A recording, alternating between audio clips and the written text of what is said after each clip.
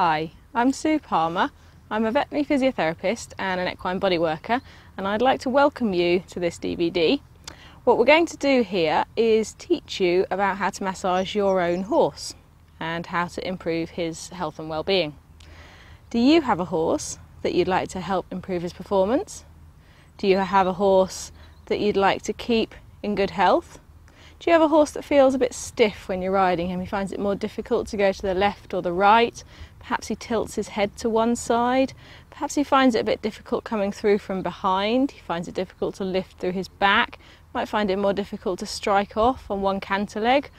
Or maybe he's developed habits such as bucking or rearing or napping. Perhaps he's feeling cold-backed. Perhaps he's a bit girth shy, reactive, overreactive when you do the girth up. All of these problems can be helped with massage. The aim of this DVD is to teach you a basic massage routine that you can use with your own horse. We'll teach you how to help reduce pain or soreness or tension or stiffness in your horse. We'll give you some ideas of how to look for when it might be time to call a professional out to assess and treat your horse, and also how you can support that professional with the massage techniques that you can use to actively promote your horse's health and well-being. This DVD is not aimed to teach you how to fully assess and treat your own horse. It's not aimed to replace the work of a professional, and it's not aimed to give you a qualification in massaging horses.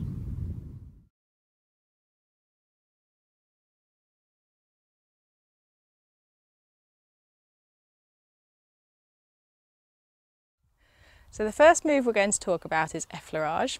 This is a really nice move, a move that we use to introduce ourselves to the horse, let the horse get the feel of our hands. We use it at the beginning, at the end of the massage routine, and it's a massage move in its own right, a very important massage move. So Effleurage is basically a sliding or a gliding movement, and in this routine we're going to use it with the palm of our hand doing the work. So we're going to take the palm of the hand, and what we want is as much of that surface area to be in contact with the surface area that we're trying to massage. So if I take my forearm, for example, and practice the massage move there, I'm going to place the palm of my hand on my forearm.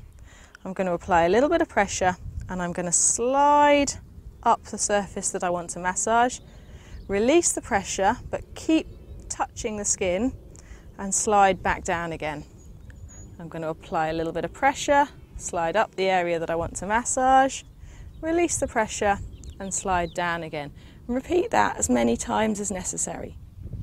A couple of common issues that go on here. One is people getting very tense in their fingers. So the fingers will lock out and you're not getting as much of the surface area of the palm as you should do. So the massage move will look a bit like this. Not only is that not going to be comfortable for the horse, it's also going to cause a lot of tension in your wrist, so it's going to make you very uncomfortable very quickly. So we want to keep the fingers relaxed and as much of the surface area of the palm in contact with the forearm as possible. Another common problem is people applying the pressure, doing a lovely effleurage move, but then releasing the pressure, coming right off the skin and going back down to the beginning again.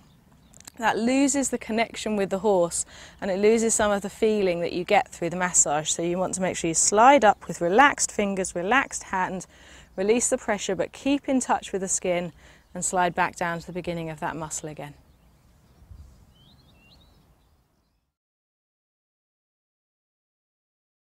So, going to use 3 effleurage moves, 3 compression moves, and then 3 effleurage moves. So the effleurage is very light, small amount of pressure, up towards the pole, release the pressure and slide back down. And you can see quite clearly from Belle's reaction how relaxing this is. Compression.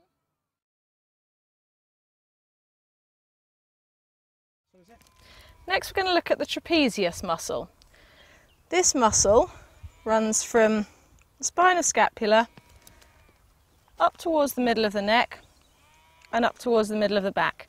So if you can imagine, it's a triangle shape here covering this area, and then on the other side as well it's a triangle, Hence it's called the trapezius muscle, because if you put it over both sides, it's trapezius shaped.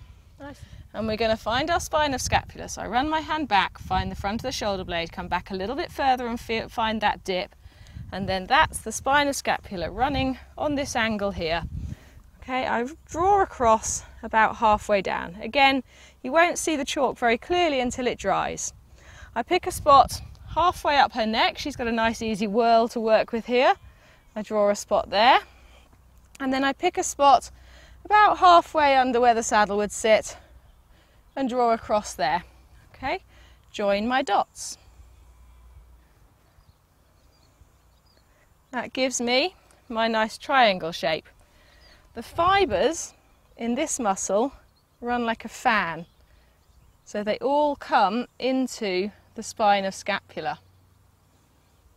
Okay, so there's our fibres on this muscle. It's important to remember where the fibres are, because that's what affects the directions that we massage in.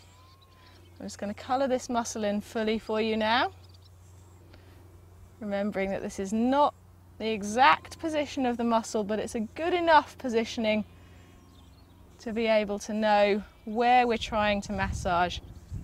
And the idea of this is that you do this with your horse. You go get yourself some chalk, dip it in some water, and then come draw these muscles onto your horse. It doesn't hurt them at all. Really good learning process. And I'm not an artist.